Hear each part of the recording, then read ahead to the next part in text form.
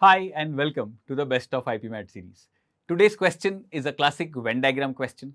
Why it is featuring in the Best of IPMAT series is, as I told in one of my previous videos, the best part about the question is the question itself. The question itself found its way into an IPMAT Indore paper is the best way, is the best part about it. The Venn diagram questions don't really get easier than this. So I hope you've already gotten the question, but if you've not, just give yourself 2 minutes quickly and try this question and we will go ahead with the solution. Hello everyone.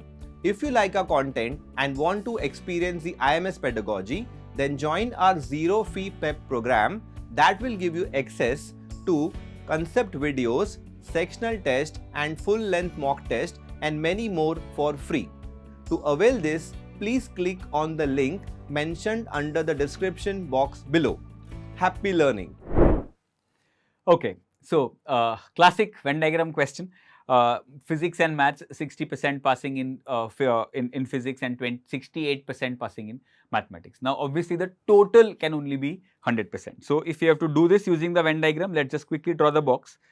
You know that this box has to constitute a total of 100%. Okay, let's draw one circle for physics, the other circle for maths. So, physics we know is 60%, maths we know is 68%. So, if you add up the two circles individually, you get 60 and 68, which is 128. The whole box, the rectangle is only 100%. It cannot cross 100%. So, that 28% extra basically is counted twice. And hence, that 28% has to come here, which is counted twice. And that's about it. That's the answer.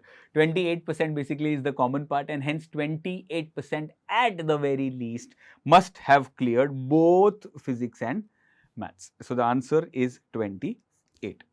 Okay, so it's a classic question. I know there is nothing really great about the question. For those of you who can imagine the Venn diagram in your heads, you would not have had to touch your pen. 60 and 68 gives you 128. The total can only be 100. Hence, 28 is that extra bit which got counted twice, and 28 is your answer. So yeah, that's it for today. I hope you are able to solve the replica question also, which is equally easy. And we will see you in the next video. Till then, happy learning and all the best.